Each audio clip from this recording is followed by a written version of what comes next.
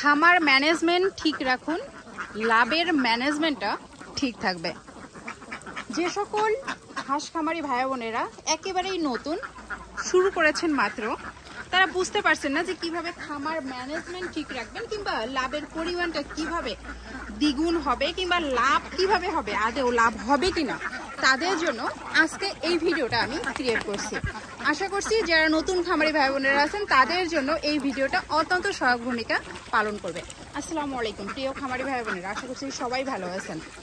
তো আমি প্রতিনিয়ত যে ধরনের ভিডিও আপনাদের জন্য আপলোড করি, সেই ধরনের ভিডিও থেকে একজন নতুন উদ্যোক্তা কিংবা একজন নতুন খামারের শুরুতেই সফল হওয়ার জন্য যে কাজগুলো করতে হয় সেই কাজগুলো সঠিকভাবে করে কিন্তু খামার লাভবান হতে পারে। আমি প্র্যাকটিক্যালি সবসময় আপনাদের দেখানোর চেষ্টা করি, কারণ আপনারা অনেকেই হয়তোবা বইয়ের মাধ্যমে ভিডিওর মাধ্যমে অনেক ইনফরমেশন পেয়ে থাকেন, বাট প্র্যাকটিক্যালি কে কিভাবে কাজগুলো করছে, প্র্যাকটিক্যালি কাজগুলো করতে গিয়ে কে কিভাবে বাধার সম্মুখীন হচ্ছে, এগুলো যদি খুব আপনারা দেখতে পান তাহলে হয়তোবা প্র্যাকটিক্যালি আপনারাও সেই কাজগুলো সুন্দরভাবে এবং স্মুথভাবে করতে পারেন। সেই জন্য আমি প্রতিনিয়ত প্র্যাকটিক্যালি আপনাদেরকে কাজগুলো করে দেখাই। তো দেখতে পাচ্ছেন আমার এই খামারে কিন্তু ডিম পাড়া হাঁস আছে। তো আমি আপনাদেরকে অবহিত করেছি যে আমি কিন্তু ছোট বাচ্চা দিয়ে ব্রুডিং করছি, 1000 বাচ্চার ব্রুডিং চলছে, আমি আরও 2000 বাচ্চার ব্রুডিং করব। কিন্তু সেই হাঁসের বাচ্চাগুলো কোথায়, আদেও এই খামারে কিনা, কিংবা এই খামারে যদি থাকে কিংবা এই খামারে যদি আমি ছোট বাচ্চাগুলো রাখি তাহলে কি কি প্রবলেম হতে পারে, আর আমি এই হাঁসের বাচ্চাগুলো কোথায় রেখেছি একটু আপনাদেরকে ইনফরমেশন দিই। এই বিষয়গুলো আসলে একজন নতুন খামারির জন্য জানা অনেক গুরুত্বপূর্ণ। দেখেন যে আমার এই খামারে যে হাঁসগুলো ছিল সেই হাঁসের ম্যাক্সিমাম বয়স ছিল 3 বছরের উপরে, এবং আমার দ্বিতীয় খামারে যে হাঁস ছিল সেগুলোর বয়স কিন্তু মেবি 1.5 বছর এরকম। কারণ আমি মেবি এজন্যই বললাম যে আমি শিওর না, এই সমস্ত হাঁসগুলো আমি কিন্তু বাইরে থেকে কিনে এনেছিলাম, আমার নিজের ব্রুডিং করা বাচ্চা এখানে খুব অল্প পরিমাণে ছিল। তো যাই হোক, আমি সেখান থেকে সেই হাঁসগুলোকে এখানে নিয়ে আসি, এবং এই খামারে যে হাঁসগুলো ছিল সেগুলোর আমি প্রায় 90% হাঁস বিক্রি করে দিই। এখানে মাত্র 10% হাঁস আছে। তো সব মিলে এখানে মাত্র 150 পিস এখন হাঁস আছে। তো আমি প্রতিনিয়ত বিক্রি করছি মাংসের জন্য। তো কেন বিক্রি করছি, কিংবা অনেকেই মনে করতে পারেন যে আমি হয়তোবা ছোট বাচ্চা দিয়ে এখন আবার ব্রুডিং করছি, আমার বড় হাঁসগুলো নাই। অবশ্যই ডিমের হাঁস আছে, যেগুলোর বয়স 3 বছর, সেগুলো আমি বিক্রি করে দিয়েছি। তো এই হাঁসগুলো আমি বিক্রি করে দেব, কারণ এই হাঁসগুলোর বয়স যেহেতু আমি সঠিকভাবে জানি না, তারপরেও আমি যখন নিয়ে আসছি তাদের কাছে যে ইনফরমেশন পেয়েছি 1.5 বছর, তার মানে অবশ্যই 1.5 বছরের উপরে এই হাঁসগুলোর বয়স। তো এই হাঁসগুলো আমি যদি এখন রেখে দেই, এই হাঁসগুলো আমি যদি এখন রাখতে যাই আরও কিন্তু 6 মাস কিংবা 1 বছর রাখতে হবে, তখন কিন্তু এই হাঁসগুলোর বয়স 2.5 বছর পার হয়ে যাবে।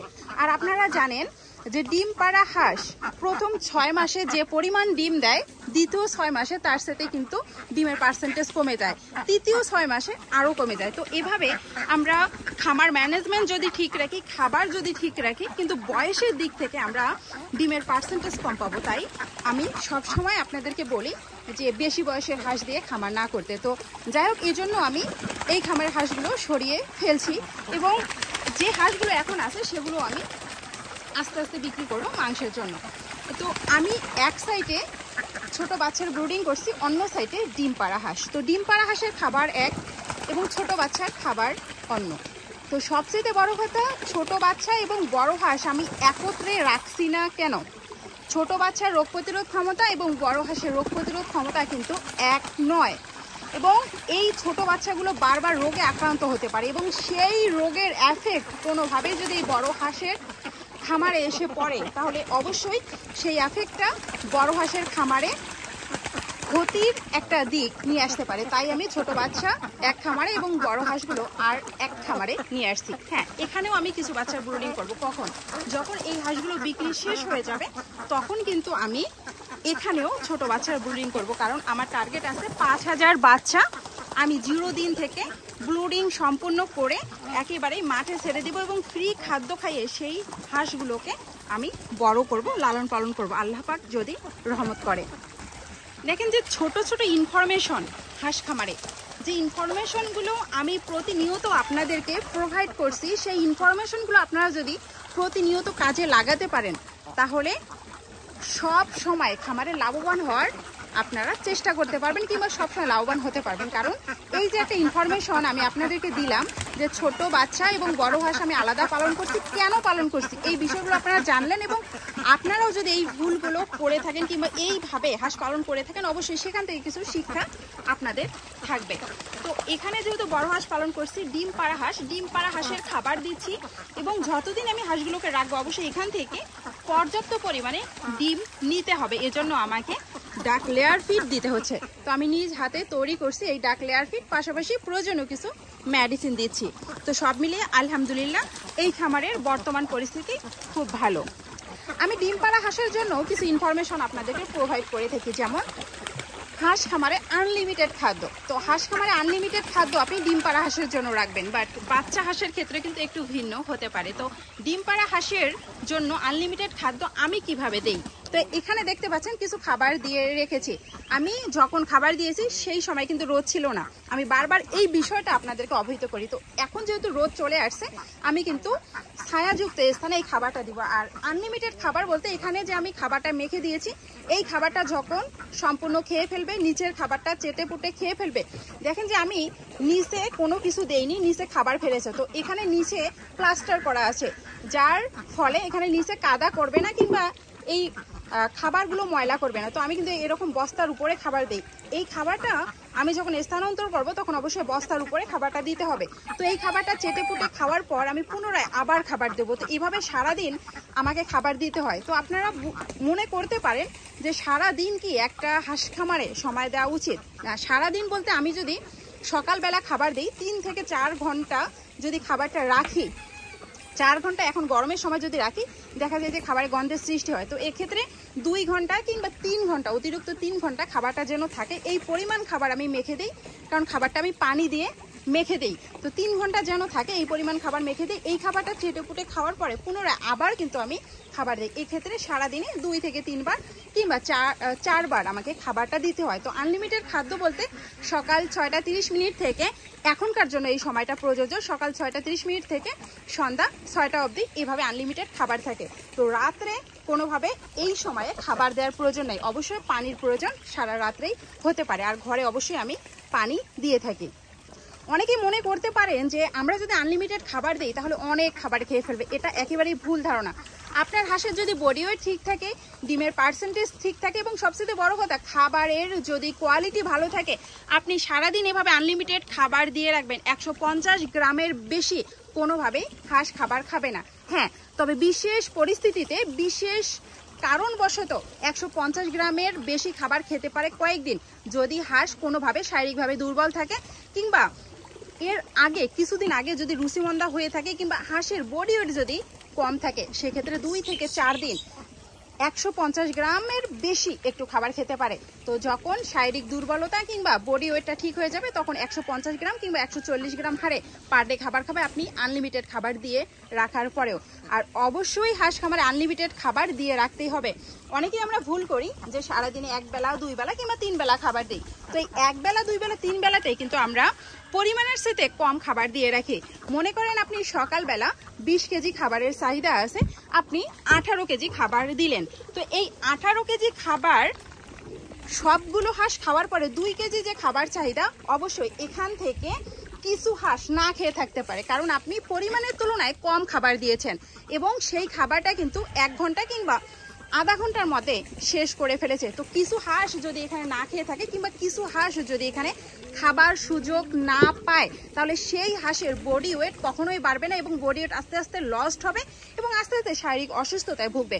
তো এভাবে অনেক প্রবলেম হয়ে থাকে কিংবা ডিম কমার একমাত্র কারণ হয়ে থাকে সঠিক পরিমাণে এবং সঠিক মানের খাবার না দেয়া। তো আপনারা হাঁস খামারে অবশ্যই সঠিক মানের এবং সঠিক পরিমাণের খাবার দেবেন এবং সময়টা মেনটেন করে খাবার দিবেন, আমি যেভাবে দিয়ে থাকি। আলহামদুলিল্লাহ হাঁসগুলো সুস্থ আছে। এখন গরমের সময় হঠাৎ করে বৃষ্টি আসছে, হঠাৎ করে আবার রোদ, এই যে দেখেন এখন কিন্তু অনেক রোদ। তো আমার খামারে যদি শুধু রোদের পরিমাণটাই থাকতো কিংবা রোদের জায়গাটাই থাকতো, হাঁস কিন্তু এখানে থাকতে বাধ্য হতো। তো হাঁসের সুস্থতা আমরা কিভাবে বজায় রাখবো কিংবা কিভাবে হাঁসগুলোকে সুস্থ রাখবো, দেখেন যে এই রোদরে আমি যদি 1টা ঘন্টা দাঁড়িয়ে থাকি তাহলে আমি শারীরিকভাবে অসুস্থ হয়ে যাবে। আমি শারীরিকভাবে অসুস্থ হয়ে যাব। তো সেম ভাবে আমি যদি হাঁসের কথা চিন্তা করি যে হাঁস যদি এখানে 1 ঘন্টা দাঁড়িয়ে থাকে এবং হাঁসের যদি ছায়াযুক্ত স্থানে যাওয়ার পরিস্থিতি না থাকে, অবশ্যই হাঁসও শারীরিকভাবে দুর্বল হবে, হাঁসের রুচিমন্দা হবে, হাঁসের ঠান্ডা জ্বর, এভাবে শারীরিক দুর্বলতায় কিংবা শারীরিক অসুস্থতায় হাঁসগুলো আস্তে আস্তে ডিমের পার্সেন্টেজ কমিয়ে দেওয়ার পাশাপাশি সেই খামারটা ধ্বংসের পথে চলে যাবে। তো আমার খামারে যেমন রোদের স্থান আছে, ছায়াযুক্ত স্থান আছে, গোসলের জায়গা আছে, খাবারের পাত্র আছে, আলাদা পানির পাত্র আছে এবং নির্দিষ্ট একটা জায়গায় হাঁসের বিশ্রামের জন্য ঘর আছে। তো সব মিলিয়ে এই খামারটা বদ্ধ হলেও এখানে হাঁসগুলো স্বাধীনভাবে থাকতে পারছে, কারণ যখন তাদের ঠান্ডা লাগছে রোদে গিয়ে আশ্রয় নিতে পারছে, যখন তাদের গোসলের দরকার হচ্ছে তারা কিন্তু গোসল করতে পারছে, যখন তাদের খাবারের দরকার পড়ছে সামনেই কিন্তু খাবার পাচ্ছে, যখন তাদের আলাদা পানির দরকার হচ্ছে পানিতে যেতে পারছে এবং যখন তাদের বিশ্রামের দরকার হচ্ছে কিংবা ছায়াযুক্ত স্থানের দরকার হচ্ছে সেই অনুযায়ী তারা কিন্তু সেই জায়গাটা কিংবা সেই প্লেসটা পাচ্ছে। তো আপনি বদ্ধভাবে হাঁস পালন করা সত্ত্বেও আপনাকে কিন্তু হাঁসের যে বদ্ধ অবস্থাতে স্বাধীনতা কিংবা হাঁসের যে সুযোগ সুবিধা সেগুলো দিতে হবে আমি যেভাবে দিয়েছি।